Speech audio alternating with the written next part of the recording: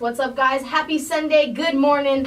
Yes, it's early, but yo, I got Sierra Madre in the building, and no, I am not talking about the city. I'm talking about this beautiful young blonde lady right in front of me. And hey, if you don't know, we are on Do The Wright Thing right here, guys, the community show. Yes, with Amanda Wright, myself. Like I said, though, Sierra Madre in the building. What's up, girl? How you doing? Hello, how are you? I am well. Good to see you again. Thanks for having me. Of course. Last I seen you was at the Live Again project. Shout out to Ken. Yes, and shout for out Bob. to Live Again and for Bob. Yes. But today we have a cause to be talking about. Some musical causes and some cleaning up causes, I guess you could say. Yeah. So what's up? Tell me some more about yourself, Sierra. Well, I'm from Cleveland, Ohio. Cleveland. Shout them out, yep. And I moved out to LA about 5 years ago. I was living in the Bay for a year before this. I've seen that in Oakland, correct? Yeah, I lived in Oakland. So I went to college at Ohio University. I double majored in urban sustainability and theater performance. And then my senior year of college, I started doing music. I've always done music and I've always been like a singer-songwriter, but I never really looked at myself as a musician, like to pursue that as a career or anything like that. Mm-hmm.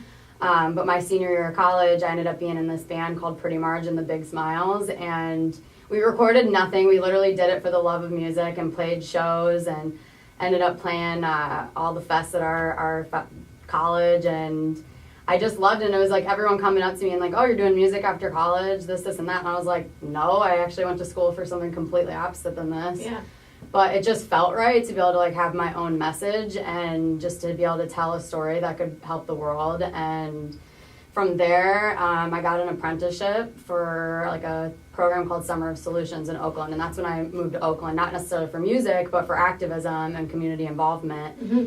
And I was an art and theater teacher for this like free summer camp program that Summer of Solutions started in Oakland. Okay. And they did everything from like art and theater, which is what I kind of helped with. They taught kids how to grow food and garden. They did community gardens. It wasn't just like the summer camp. They did other like projects in the community. Mm-hmm. We worked on fundraising. We did a lot of like leadership workshop stuff. It was a really great learning experience. I liked it a lot. Mm-hmm.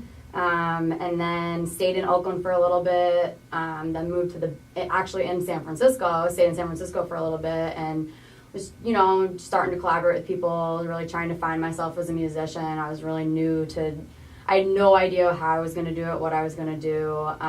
I do play saxophone and I sing. Yes, I heard you play the sax last time. That was dope. Yeah, thank you. I love that. So I had like a little bit to offer, but I didn't produce or anything. And a sax you can't really back yourself up on the sax. They're both like lead instruments, singing and sax. Mm-hmm.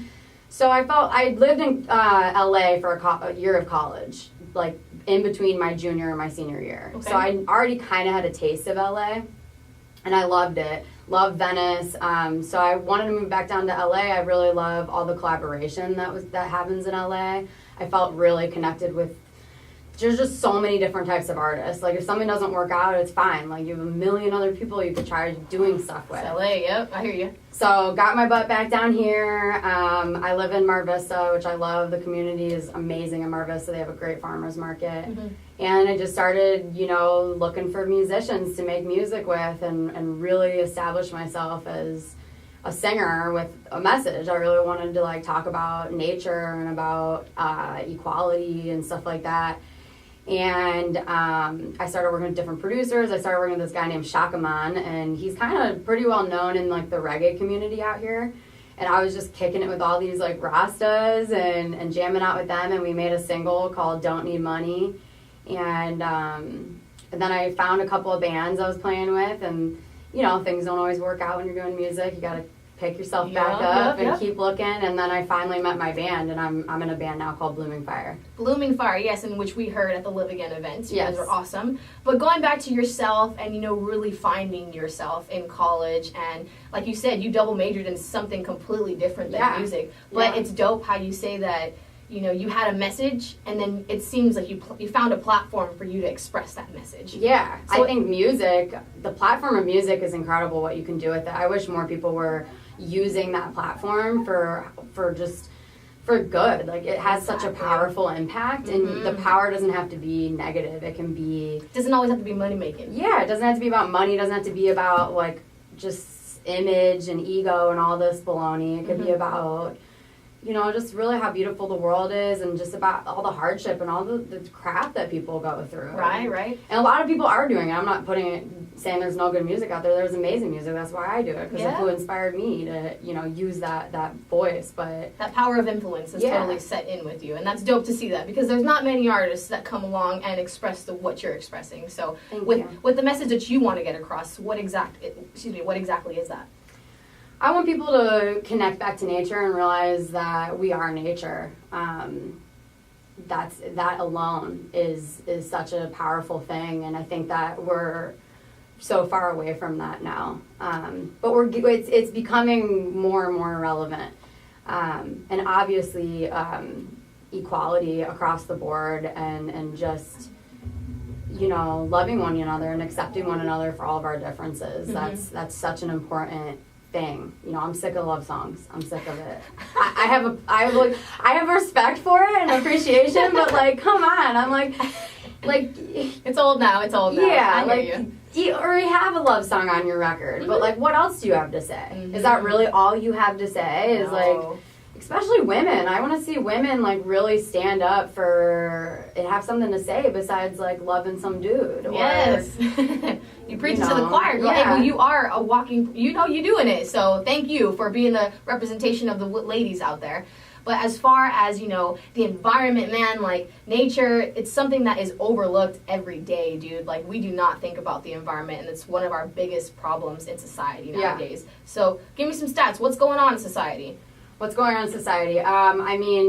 So the number one polluting industry in the world is the meat and dairy industry. Mm-hmm. It's not cars, it's not plastics, it's literally the production of animals. In which they make you think it is cars. Right, exactly. It's crazy. And the second polluting industry in the world is fashion. So this idea of fast fashion, I've been hearing this term fast fashion and slow fashion lately.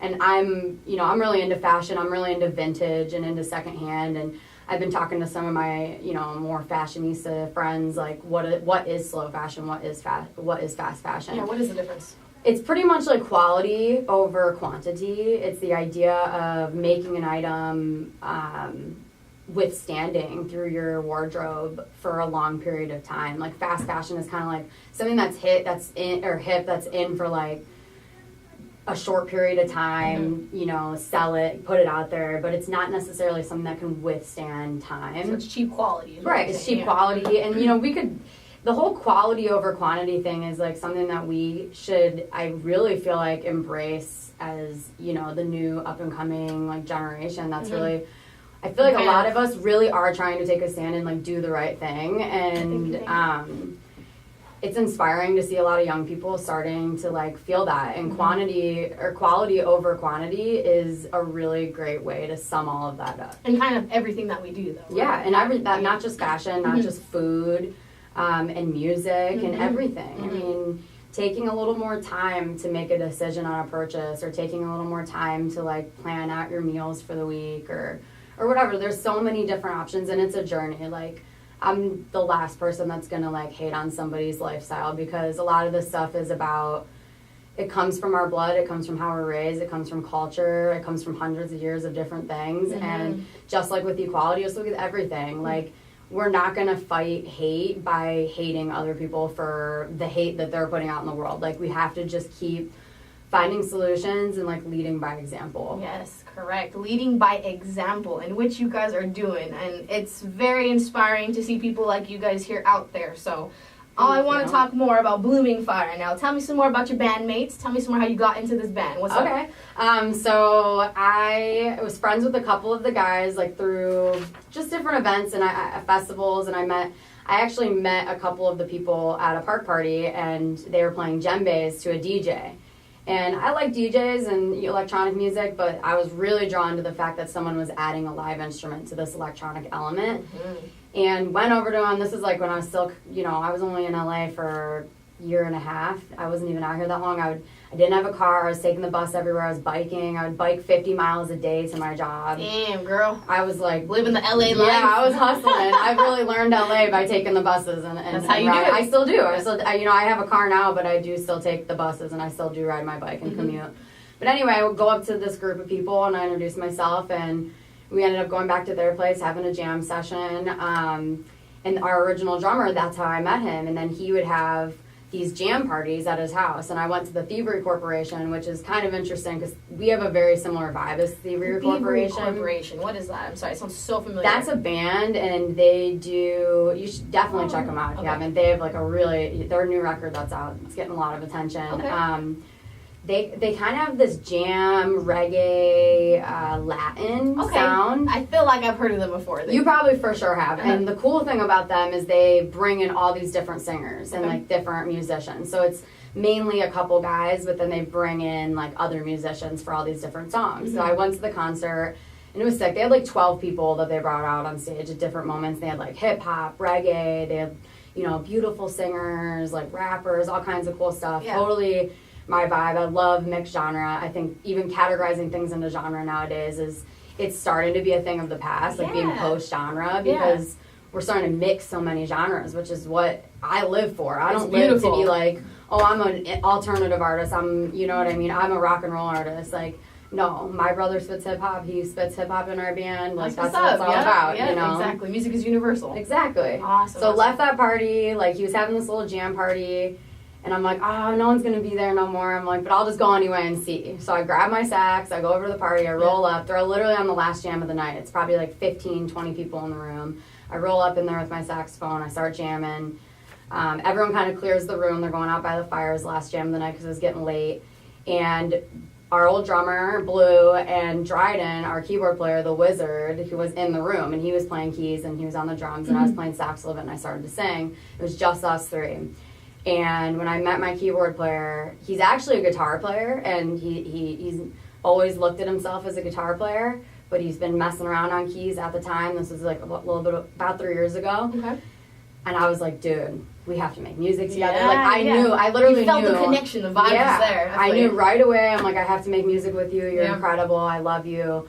This is what I want to do. I want to combine like electronic with like banjo and live, and just, I had all kinds of crazy ideas, and he was down. He was kind of taken back because I'm like kind of intense, and I'm a go-getter, and I'm blunt, and I'm like, this is what I want, and good for you. It was like 2 or 3 weeks later, we met up and we had like a little jam session, me, him, and we invited Blue, and all of us had a jam. We wrote like several songs the first night, and then Blue, and Dryden were like, oh, Daniel has to be here. It was like a mutual friend that we've played music before, and he's our guitar player now. Cool. And Daniel's incredible. Daniel, he's an LA cat. He's from LA. Dryden's from Virginia.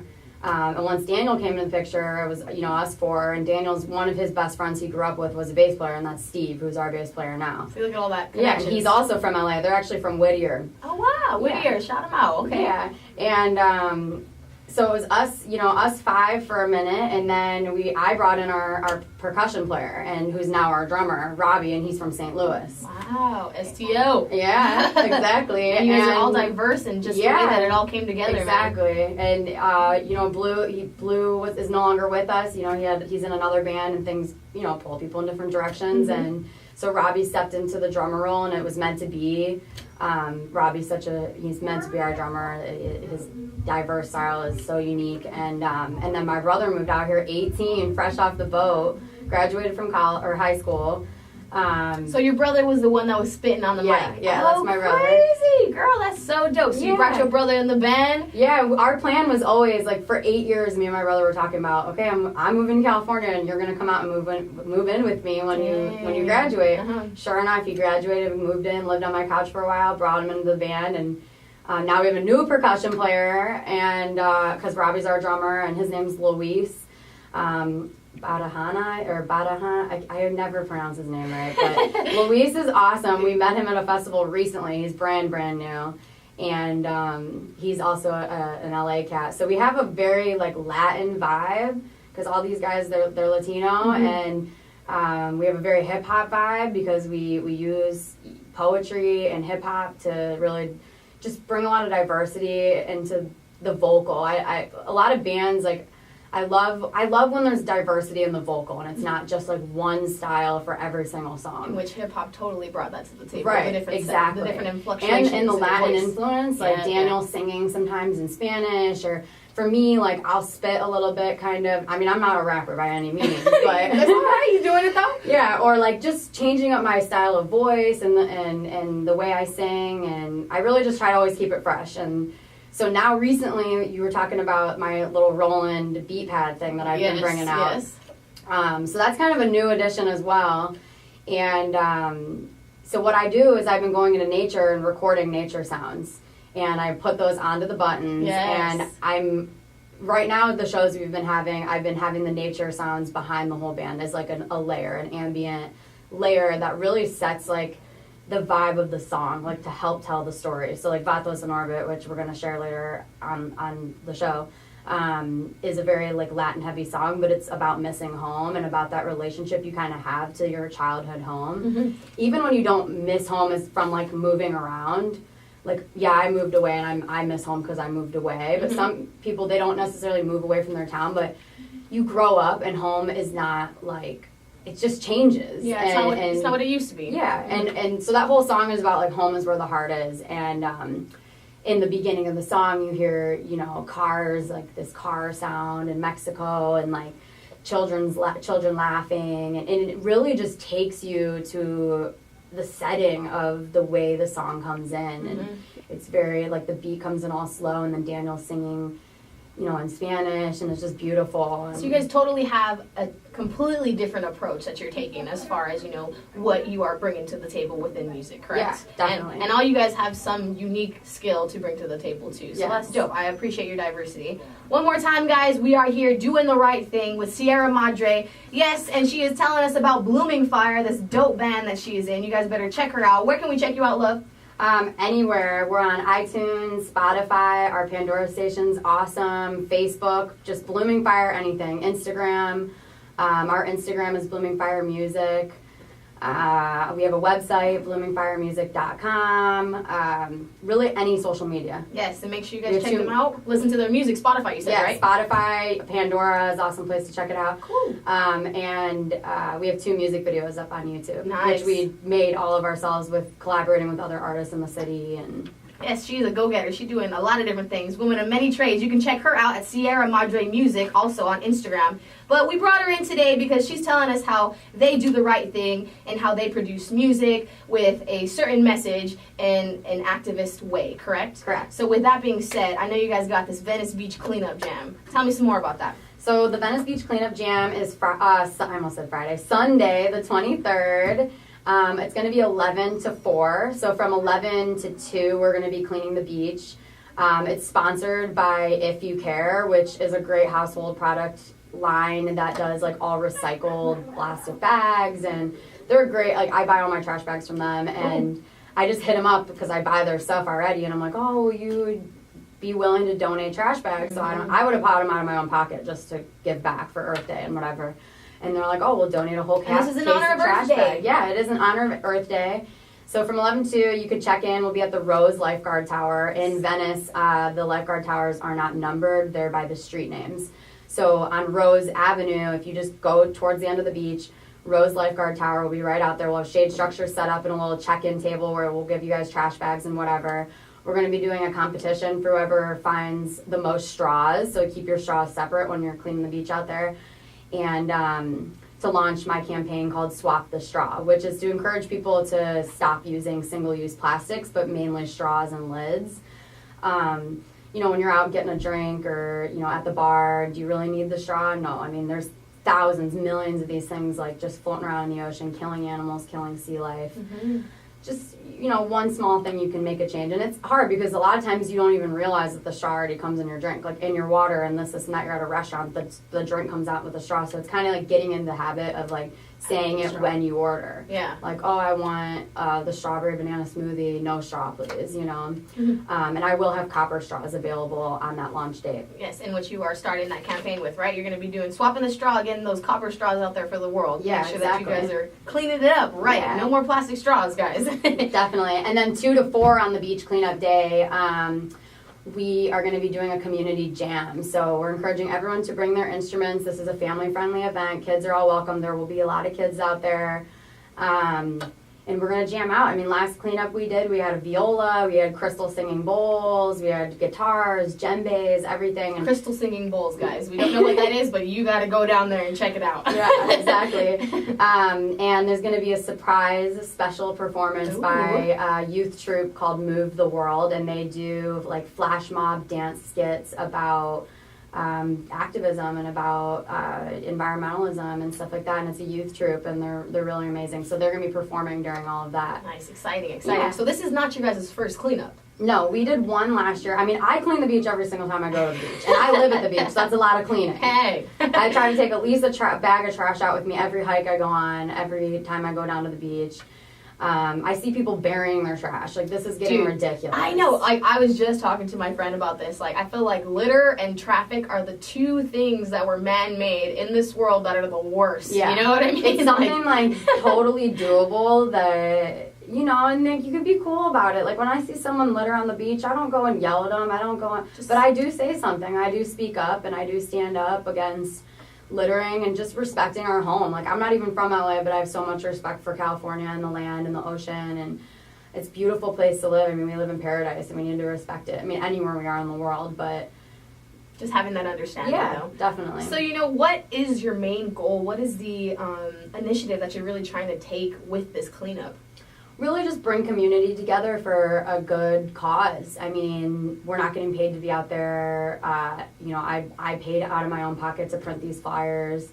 And really, you know, and not always make it about our music or my activism about me. Like, oh, here's our show, come to our show, guys. It's like, hey, you know, come out, hang out with us at the beach. Let's do something good for the planet and for our community.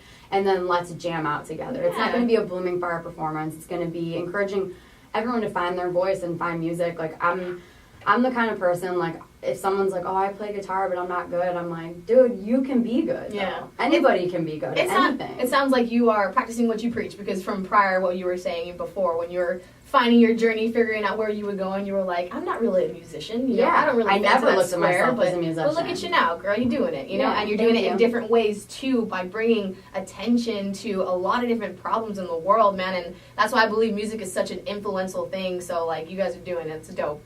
Venice Beach Cleanup, though, girl. I want to know what you guys have coming next for this, honestly.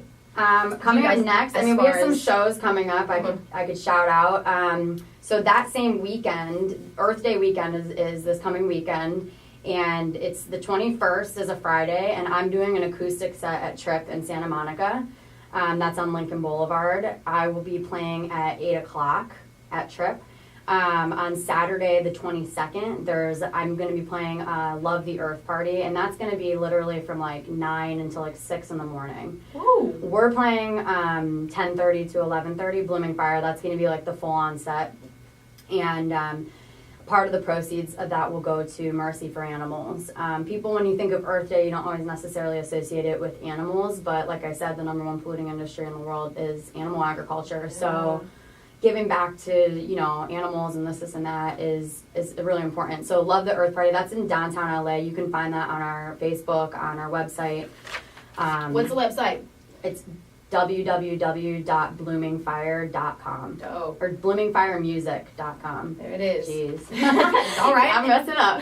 No, yeah, so that Love the Earth Party will be awesome. It'll be like electronic DJs through the night, but it's also going to be old school hip hop, and they're going to be spinning records. So there it is. Y'all heard it, KDAY Nation. Yeah, it's like, and reggae, and then the beach cleanup on the 23rd, and then the following week is the same weekend as Veg Fest, and we're playing the VIP pre-party, which everyone's welcome to. That's kind of like an opportunity to go and meet a lot of the speakers, like one-on-one. That's the Veg Fest. The Veg Fest is in Pasadena. It's like a big veg outdoor festival. They have lots of vendors, food, clothes, and lots of music. So we're going to be playing the pre-party that Saturday night in Pasadena, and that will also be links to all that is on our social media. And then we're playing the next upcoming show we have is Righteous Fest in May.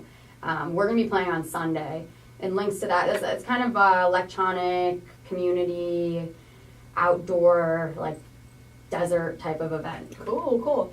I mean, so you guys got a lot coming up, and it's all in regards to the message that you're trying to get across. I mean, every show you're going to hear our message in Yeah. it about, equality, nature, all kinds of stuff. I mean, just even having, like, the aesthetic of crickets, like, in one of our songs. As like you were saying, yeah. You don't even necessarily, like, it's all just one piece of the story. And to really just remind people, even to take them back to a childhood memory that, maybe they will spark them to be inspired to call up an old friend, anything. Mm-hmm. I mean, just really remembering that life's about, like, family and friends and about taking pride in where we live and taking pride in our home. And giving back. Yeah, and giving back. Yes, that's that's why I do it. I do music not for me. I do music to have an opportunity to give back to the planet. Awesome. We need more people like you, girl. Oh, thank you. But I also want to ask you, with everything you guys got going on, it seems like you guys are really climbing up the ladder that is success for yourself as your band, you individually also. And you guys are really giving back to the world. But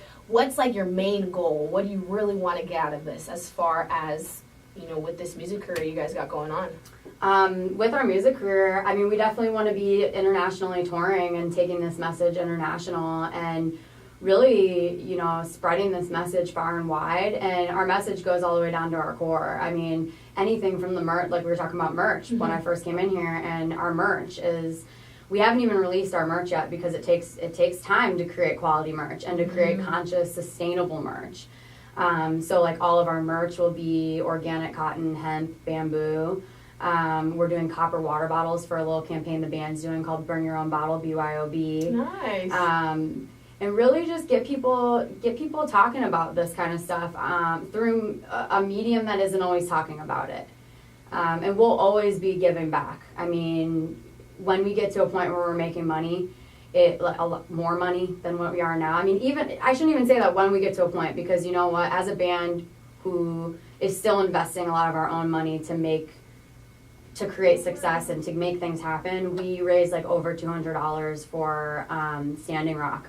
And we don't have that money to be given away, but it was the right thing to do. Exactly. So during the fight for all that, when a lot of people were out there freezing their butts off, we dedicated our CD sales, which is our profit to make back, to, sending them money. Yeah. And that's what we'll continue to do as we climb the ladder. The more money we make, the more money we'll give. I don't need no mansion. I'll be happy with a tiny home. Yes. Thank you. Thank you. Well, last but not least, Miss Sierra, it's been a pleasure talking to you. But personally, on your own note, I want to ask you, what is the message that you would like to leave today?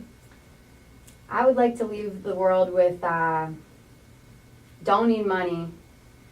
Or here, I'll spit like a little. I need you to go get some Rasta bottoms in there. Don't need money to make my music. Music's made by me. Got my feet on the ground, spreading love all around. 'Cause I got soul. Woo! You don't need money, guys.